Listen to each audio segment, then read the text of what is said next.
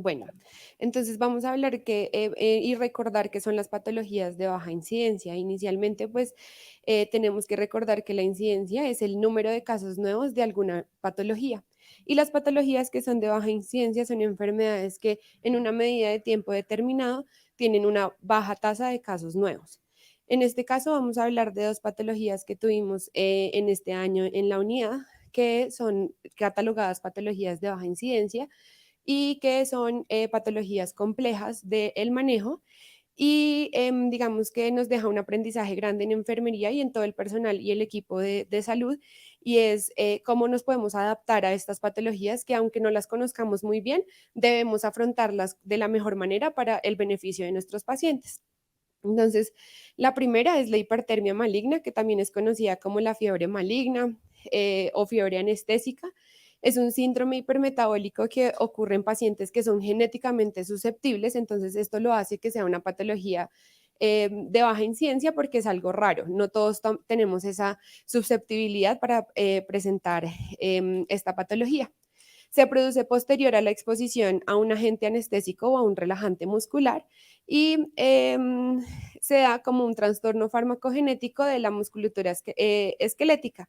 Las manifestaciones clínicas principales, la taquicardia, la hipercapnia, la rigidez muscular y pues claramente la hipertermia, que es una fiebre de difícil manejo. Y la segunda es el síndrome de Steven Johnson, que es una patología también de muy baja incidencia que se da a una reacción, es una toxicodermia grave, se produce una apoptosis masiva de los queratinocitos y generalmente es inducida por reacciones medicamentosas severas. Es una enfermedad que principalmente su manifestación clínica es desprendimiento epidérmico, erosión y compromiso de la piel y las mucosas.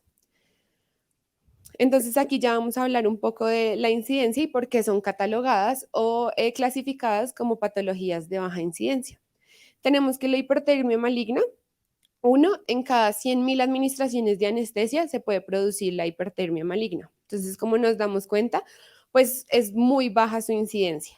Y además, importante tener en cuenta que se han descrito casos desde pacientes desde los 6 meses hasta los 78 años. Entonces, digamos que es un gran rango de edad y tenemos todos nuestros pacientes pediátricos que pueden presentar esta patología. Y el síndrome de Steven Johnson es una enfermedad rara que su incidencia global es de 2 casos por millón de habitantes y tiene una tasa de mortalidad del 20 al 25% y algo también muy importante y es que da una incapacidad muy prolongada, ya que es una afección a la piel y a las mucosas que generalmente pues termina siendo empeorando y tiene una estancia prolongada en una institución de salud. ¿Qué fue el reto, digamos, de tener estas dos patologías en nuestra unidad? Pues que al ser una patología poco conocida, pues también tiene un tratamiento que poco conocemos y tiene un tratamiento clínico prolongado. Esto hace que sea un reto para nosotros y no solo para enfermería, sino para el personal de salud en general, porque tenemos que empezar a datar, a coger datos de cómo vamos a manejar estas patologías.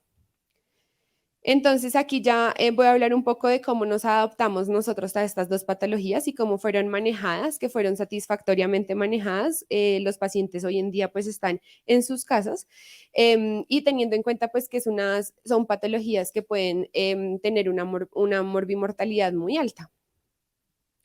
Entonces, de nuestro paciente de la hipertermia maligna, es un paciente que empezó con un estatus convulsivo refractario de difícil manejo, que tuvo que ser llevado, pues por la condición clínica del paciente, tuvo que ser llevado a un coma barbitúrico y esto pues causó, digamos que su hipertermia maligna. Entonces, ¿qué se hizo? Se hizo una revisión de literatura, nos dateamos todos de cómo manejar la hipertermia maligna, cómo se daba, cómo, porque pues claramente no muchos conocíamos sobre esta patología porque nunca habíamos tenido un caso de estos. Entonces, digamos que de ahí, de poder buscar en la literatura cómo era, se buscaron estrategias para el cuidado de enfermería.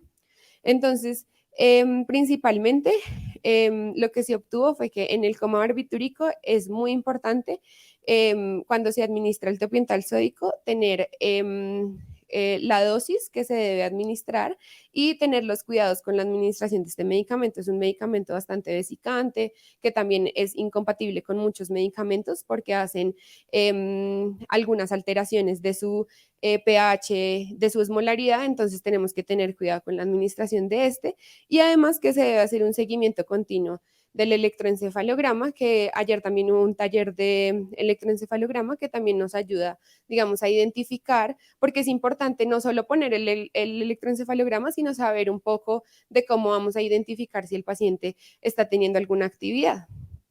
Y por el lado de la hipertermia maligna, que pues, su principal manejo es el manejo de la temperatura corporal con medidas farmacológicas y no farmacológicas. Se administra el ácido mefenémico y que este medicamento es usado en estados febriles de cualquier etología que son de difícil manejo. Es un medicamento que no se utiliza, digamos, con mucha regularidad. Dentro de las medidas no farmacológicas para la hipertermia maligna, en el caso de nuestro paciente lo tuvimos que llevar a manta de hipotermia para que pudiéramos manejar esa temperatura de difícil manejo. Y por el lado del síndrome de Steven Johnson, pues como ya lo dije, es una reacción a un medicamento severa, que en el caso de nuestro paciente fue una reacción a la administración de la motrigina. Y lo que se busca es inicialmente es disminuir esa respuesta multiinflamatoria sistémica que se produce al administrar un medicamento que el paciente hace la reacción. Se da erupción y descamación de la piel, ampollas en mucosas y esto hace, pues digamos que se hizo un manejo interdisciplinario de lesiones mucocutáneas, se manejó el paciente como un paciente de quemaduras y sus lesiones, digamos que fueron guiadas por cirugía plástica y clínica de heridas, porque pues eran en toda la piel, además de eso tenía sus mucosas, por parte de oftalmo también, porque también tuvo lesiones en la parte oftálmica, entonces por parte de ellos también se hizo un suero autólogo que se le administró a la paciente y este suero hizo que mejorara muchísimo su condición. Entonces, digamos que en este lo importante es el cuidado de la piel y ya, pues, digamos, como lo decía Alejita, también cuando se pierde la integridad de la piel, pues corremos un gran riesgo de que los pacientes se infecten. Entonces, también tener mucho cuidado con eso. Se usaron apósitos especiales en las heridas que ella tenía. Y como aprendizajes, pues dejar como inicialmente que a pesar de que son patologías de baja incidencia, pues así nos tengamos un caso de esos, pues nosotros tenemos que saber cómo manejarlo. Entonces, digamos que lo que quiero, digamos, como mostrar es que tenemos que tener la capacidad de adaptarnos a cualquier tipo de paciente, que a veces nos llegan pacientes de la misma patología y lo sabemos manejar muy bien porque ya es lo cotidiano, pero es importante que también nos adaptemos a esas patologías que de pronto no son muy comunes en nuestras unidades. Entonces, importante pues el trabajo interdisciplinario y el trabajo en equipo porque finalmente pues tenemos un equipo de trabajo que tenemos que trabajar conjunto para el beneficio de nuestros pacientes. Si no conocemos los medicamentos, digamos que tener mucha información sobre cómo vamos a hacer esa administración, qué cuidados debemos tener, especialmente en los accesos vasculares, para que no se nos tape, no se nos dañe la venita, para que tengamos todos esos cuidados y que teniendo toda esta información podemos sacar muy buenas ideas para manejar esos pacientes si nos llegan otra vez a ingresar a nuestras unidades. Y por último, dejar una frase que dijo Florence Nightingale, que es la observación indica cómo está el paciente, la reflexión indica qué hay que hacer, la destreza práctica indica cómo hay que hacerlo y la formación y la experiencia son necesarias para saber cómo observar, qué pensar y cómo pensar. Muchísimas gracias.